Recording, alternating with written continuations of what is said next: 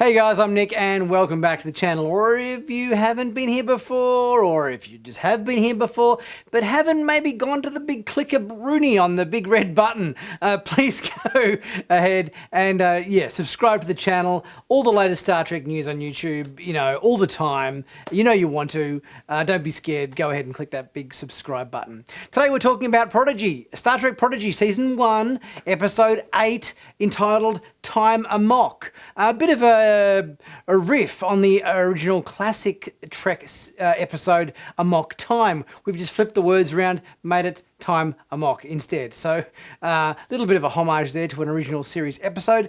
And this week we're dealing with the concept of time travel. Time travel has been a staple in Star Trek, going way back to the original series, through Next Generation and everything. Well, there's always time travel episodes. We know we're getting time travel in even Season 2 of Picard. It's kind of a done thing in the whole Star Trek world, and this week's episode is basically set up to introduce our younger viewers to the concepts of time travel. So let's take a look at this week's episode and see what it had to offer. So we kind of start off with a bit of a holodeck program, and this kind of mirrors our actions later on in the episode, where we've got the classic and time-old dilemma of the whole river crossing thing with the chicken and the fox and the grain, and how do you get all three from one side of the river to the other. The puzzle being, if the fox and the chicken are left together, the fox will eat the chicken. If the chicken and the grain are left together, the chicken will eat the grain. So how do you cross the river? I'll be telling you the solution to this riddle at the end of this video. And nobody kind of really feels in the mood to be puzzle solving, and Janeway kind of feels like she's hitting her head up against a brick wall on this matter. And this is going to play out later on in the episode with all our various different crew members fractured in time, in different time zones, or they're all experiencing time in a different way, a different speed, and the warp drive is about to go critical, and they've got to sort of basically build a fix in the different timelines, much like the difficulty of getting a fox and a chicken and a bag of grain from one side of the river to the other. I don't kind of sense there was as much in this episode as we have kind of had to unpick in previous week's episodes. In other previous week's episodes, there seems to be a lot of stuff to go over, whereas this week's episode, I kind of felt like we had the different people stuck in different kind of moments of time, where time was traveling faster for some and slower for others, but there wasn't kind of any big set pieces or, any big moments in this episode like we've had in the past. Yes, we had Dreadnought being rebuilt as a replicator in the cargo bay, and then having a bit of a interaction with Gwyn. There wasn't anything massive in this episode that kind of had me, on the edge of my seat, whether it was in terms of character development or a really intriguing story premise. Yes, we had everybody kind of working independently to try to solve the problem of the warp core breach, and it was good that we had a through line between each timeline period with Janeway kind of helping everybody out, and she was sort of instructing everybody as to who had to work faster, who had to work slower to get the job done. The whole elements of kind of teamwork, working as a crew. We kind of had the fessing up aspect, where they kind of fessed up to Janeway saying, we're not a Starfleet crew, we've just kind of pinched the ship, and we're just sort of going on a bit of a joyride. So we had that kind of reveal to the Janeway hologram, but there was sort of no massive consequences in terms of that reveal. It was just sort of glossed over a little bit. I think it was good to see Rock get a little bit more confidence. I think her being the youngest member of the crew was good in terms of she had the most amount of time to work on the problem, and she was also the least confident in dealing with the problem. So I guess that kind of grew her as a crew member a little more than all the others, which was good to see. But beyond that, if you kind of compare this episode to other Star Trek episodes that kind of dealt quite heavily in time travel concepts, like Cause and Effect or Yesterday's Enterprise, I don't think it had that sense of edge of the seat. We have to kind of solve this thing quickly, otherwise the ship's going to get destroyed.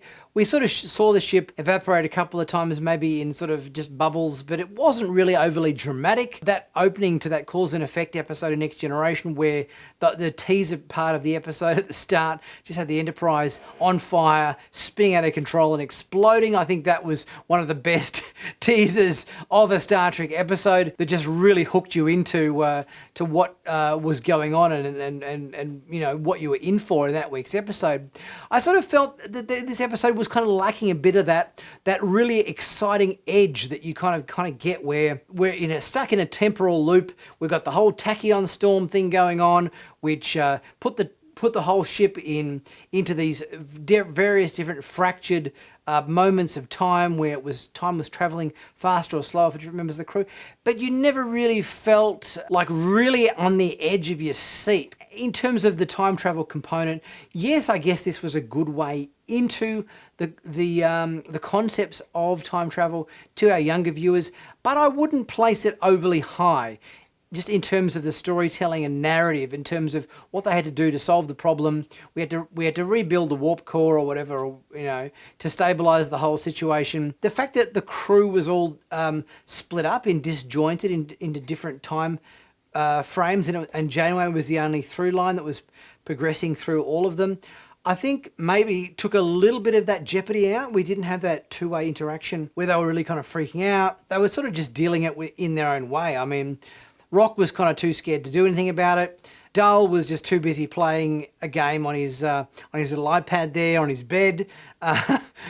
Jankenpog got destroyed first because he was the one with the timeline that moved fastest. Murph was no help at all because he's just a blob that couldn't really kind of assist really in any great extent.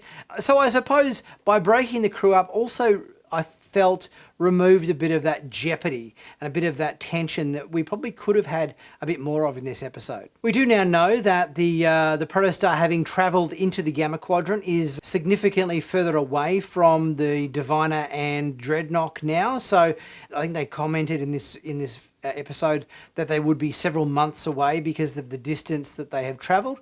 So that would kind of imply that the Rev 12, the Diviner's ship, does have a very fast engine, but not anywhere near as fast as the Protostar. It's going to take them months to get from the Delta Quadrant to the edge of the Gamma Quadrant where they now reside on the Protostar. All in all, I enjoyed this episode, but I wouldn't by any stretch of the imagination say it was my favourite episode of the season.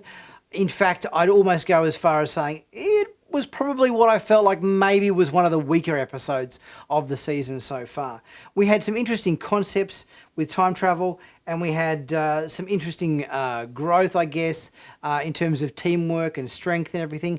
But I don't by any means think this episode was, the most exciting of the season. We seem to be stretching things out a little bit, I think, so far. I think we've obviously got to a point where we've revealed the whole Chakotay being the captain of the Protostar, but I feel we're really pushing that to the side quite a bit. It's like, okay, just quit all this other stuff. We just want to know about Chakotay being the captain of the Protostar and what the hell the Protostar mission was. Let's get to that piece of information. And I kind of feel like we're dragging that story thread out, and it's like we just want to know what went on there, what the story is, how Chakotay came to be the captain, and what it was doing in the Delta Quadrant, and all that sort of thing.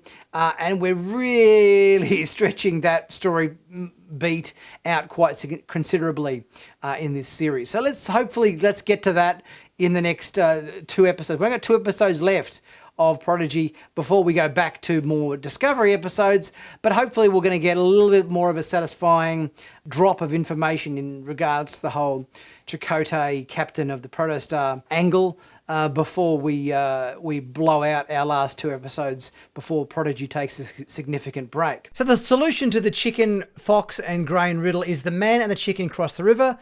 The fox and the corn are safe together. He leaves the chicken on the other side and goes back across. The man then takes the fox across the river, and since he can't leave the fox and the chicken together, he brings the chicken back.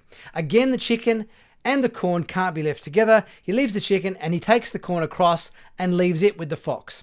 Then he returns to pick up the chicken and heads across the river one last time. Guys, let me know what your thoughts were in the comments section. Please leave a super thanks if you're able to. It really helps the channel out. Much appreciated. And by all means, like, comment, share this video, subscribe if you haven't already done so, and also check out my merch in the merch page. We can check out t-shirts, hoodies, mugs, caps, all that sort of stuff.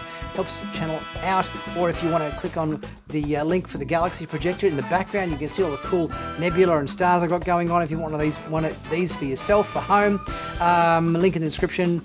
Nick10 is the coupon code. Get yourself 10% off. That's a great bargain. And I'll see you guys very soon for my next video. I'll catch you soon.